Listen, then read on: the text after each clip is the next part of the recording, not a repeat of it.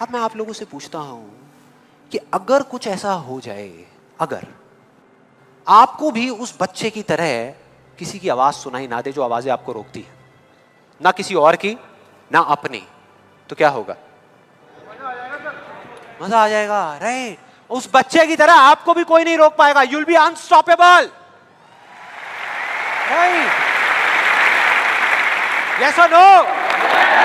Yes और no? Yes और no? Theoretically तो ये बात बहुत अच्छी लग रही है सुनने में, लेकिन अगर हम प्रैक्टिकली देखें तो सिर्फ यस बोलने से काम नहीं चलने वाला। ये आप सबको भी पता है और मुझे भी पता है। ये जो अनस्टॉपेबल बनने वाला काम है, उसके लिए क्या करना पड़ेगा? 2 दीवारें तोड़नी पड़ेगी। 2 दीवारें, पहली बनी है दूसरों की आवाज की, कि आपके ऊपर दूसरों की आवाजों का असर होना बंद हो जाए, और दूसरी आपकी खुद की आवाज। ये ज्यादा बड़ी दीवार है। तो अब देखते हैं कि इस पहली दीवार को कैसे तोड़ना है। उस कहानी में उस बच्चे के आसपास में कोई नहीं था उसको रोकने वाला, लेकिन क्या रियल लाइफ में ऐसा होता है? यस और नो? नो। क्या होता है कि हम एक काम करने की सोचते हैं, करना शुरू भी नहीं करते, सिर्फ सोचते हैं कि हमको ये काम करना है, और सामने से 4 लोग आ जाते हैं रोकने के लिए। 4 लोग आ जाते हैं तरह तरह की बातें करने के लिए कि ये नहीं हो सकता। अरे बड़ा इम्प्रैक्टिकल सा आइडिया है। जब कोई नहीं कर पाया तो तू क्या करेगा? होता है ऐसा? कितने लोगों के साथ ऐसा हुआ है? सबके साथ हुआ है और होता रहता है। और मेरे साथ तो पता नहीं कितनी बार हुआ है। किसी के साथ कुछ ज्यादा ही हुआ है लगता है। लगता है उनको राह चलते भी, मेट्रो में भी कोई मिलता है, अबे तू नहीं कर पाएगा, चल।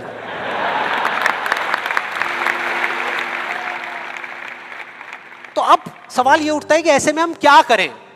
ऐसे में जो ऐसी बातें आपको बोल रहे हैं, ना तो आप उनका मुंह बंद कर सकते हो, ना अपने कान बंद कर सकते हो, क्योंकि वो लोग कोई राह चलते लोग नहीं होते, वो आपके अपने होते हैं। आपके अपने फ्रेंड्स हैं, रिलेटिव्स हैं, आपके घर में हैं, आपके ऑफिस में हैं। तो मैं आपको ये नहीं बोल सकता कि आप क्या करो ऐसी सिचुएशन में, लेकिन मैं ये बता सकता हूं कि मैं क्या करता था। जैसे ही कोई बोलता था मेरे को, या आज भी अगर बोलता है कि ये नहीं हो सकता या तू ये नहीं कर सकता, तो मैं ना चुप रहता हूं, ना उनसे लड़ता हूं। मैं सिर्फ एक वर्ड में उनसे एक सिंपल सा क्वेश्चन पूछता हूं, एक वर्ड में। क्यों? क्यों नहीं कर सकता? क्यों नहीं हो सकता? और जैसे ही मैं ये करता हूं उसके बाद बहुत मजा आता है। आप कभी करके देखना, बहुत मजा आएगा। 90% लोग ऐसे मिलेंगे आपको जिनके पास में इस क्यों का जवाब ही नहीं होगा। जवाब ही नहीं होगा। नहीं, वो सोच में पड़ जाते हैं। जैसे ही मैं पूछता ना क्यों, हाँ क्या, क्यों, ये कैसा सवाल है? तो ये है वो 90% लोग जिनके पास में कोई जवाब ही नहीं होता, या होता भी है तो वो इतना फनी होता है कि आप चाह करके भी अपने आप को हंसने से नहीं रोक पाओगे। जैसे एक बार मेरे साथ हुआ था, जब मैं करीबन आई थिंक 18 साल का था और मैंने नया फोटोग्राफी का कोर्स किया था। तो हमारे घर में एक छोटा सा फंक्शन चल रहा था, और वहाँ पर मैं अपनी मदर के साथ और फादर के साथ में खड़ा हुआ कुछ बातें कर रहा था। इतनी देर में एक सामने से आंटी आई और आकर के बोली, संदीप। हाँ जी आंटी। बेटे क्या नया चक्कर चल रहा है तेरा आजकल? मैं डर गया। मैं मन ही मन सोच रहा, मैंने कहा इनको कैसे पता लगा मेरे नए अफेयर के बारे में? मैं और ही चला गया। फिर मैंने उनको देखा और डरते डरते उनसे मैंने कहा कि भाई आंटी जी क्या मतलब, मैं कुछ समझा नहीं, कौन सा चक्कर, क्या क्या कौन सा? तो आंटी ने बोला, कहते क्यों तू ये फोटोग्राफी नहीं कर रहा आजकल? ये फोटोग्राफी का कोर्स नहीं किया तूने? तो उन्होंने बोला, मेरी थोड़ी सी जान में जान आई। मैंने कहा अच्छा, फोटोग्राफी की बात हो रही थी। फिर उन्होंने बोला, बेटा अगर तू बुरा ना माने तो एक बात कहूँ। मैंने कहा नहीं आंटी बोलिए ना। बेटे मेरी अगर तू माने ना, तो ये जो तू फोटोग्राफी के चक्करों में पड़ा है ना, ये सब बेकार की चीज़ें हैं। इससे अच्छा ये है कि तू कोई और ढंग का काम कर ले या अपनी पढ़ाई लिखाई में ध्यान दे। मैंने वही किया जो मैं हमेशा करता था। मैंने कहा क्यों आंटी जी, आपको ऐसा क्यों लगता है कि मेरा फोटोग्राफी में कुछ नहीं हो सकता, ये फोटोग्राफी बेकार की चीज़ क्यों है? तो उन्होंने जवाब दिया कि मेरी बहन का बेटा भी गया था बॉम्बे यही सब करने के लिए जो तू कर रहा है, और उसको 4 साल हो गए धक्के खा रहा है, उसका कुछ नहीं हुआ अभी तक। मैंने फिर सुना, फिर मैंने दोबारा से वही क्यों को ले आकर के चिपका दिया। मैंने उनसे पूछा लेकिन आंटी मेरे को कुछ समझ नहीं आया कि अगर वो कुछ नहीं कर पाया तो मैं कुछ क्यों नहीं कर पाऊंगा? सीधा सा क्वेश्चन है यार।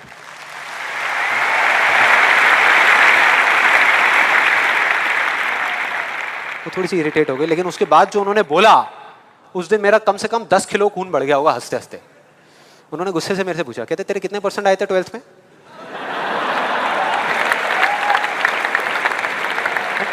मतलब फोटोग्राफी से इसका कोई कनेक्शन नहीं है दूर दूर तक, लेकिन उनका ये सवाल था कितने % आए थे तेरे 12th में? मैंने कहा जी 85% आए थे आंटी। फिर उन्होंने एक अजीब सा एक्सप्रेशन दिया, मेरे को ऐसे देखा जैसे कि मेरे से बड़ा बेवकूफ़ इस पूरी दुनिया में कोई नहीं है, और बोली उसके 92% आए थे।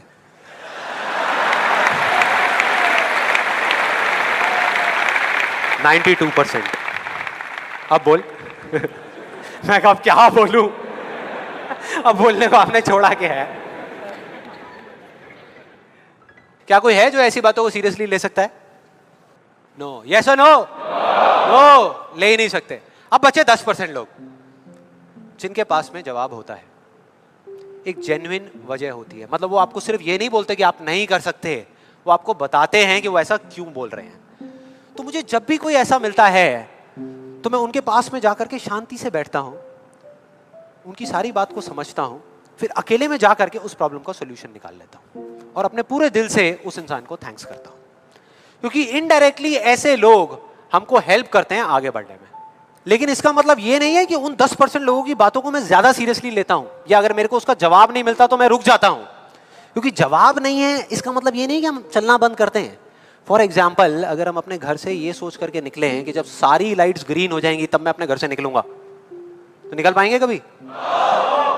कोई भी ऐसा कुछ आपको बोलता है आकर के कि आप ये नहीं कर सकते, तो समझ लेना कि वो बोल तो आपको रहा है, लेकिन उसका इशारा आपकी तरफ नहीं है। वो बस इतना सा कहना चाहता है क्योंकि मैं इस काम को नहीं कर सकता।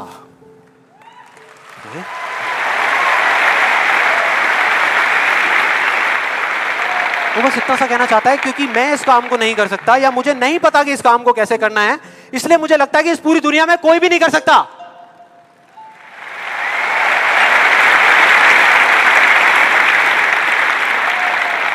आप में से कितने लोगों ने कहावत सुनी है कि किसी पे जुल्म करना पाप है, लेकिन जुल्म सहना उससे भी बड़ा पाप है? कितने लोगों ने सुनी है? ऑलमोस्ट सबने सुनी है।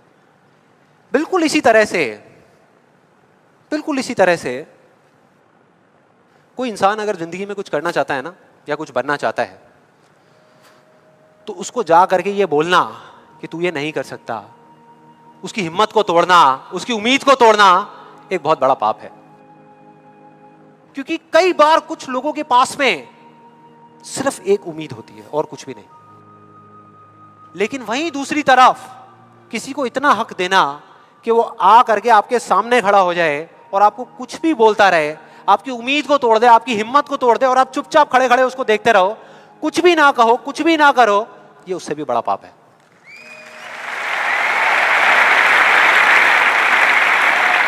मतलब सिंपल है, ना हमें चुप रहना है, ना किसी से लड़ना है, सिर्फ सवाल करना है क्यों, और फिर देखो उनके कैसे पत्ते खुलते हैं, फिर मजा आएगा।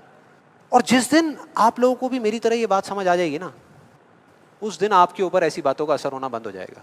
मतलब कि उस दिन ये जो पहली दीवार है जिसकी मैंने बात करी थी, वो अपने आप ही टूट जाएगी। उसके बाद इस पूरी दुनिया में किसी में दम नहीं होगा कि वो आपको आगे बढ़ने से रोक सके, सिवाय एक इंसान के। कोई बताएगा कौन है वो? आप खुद। एग्जैक्टली।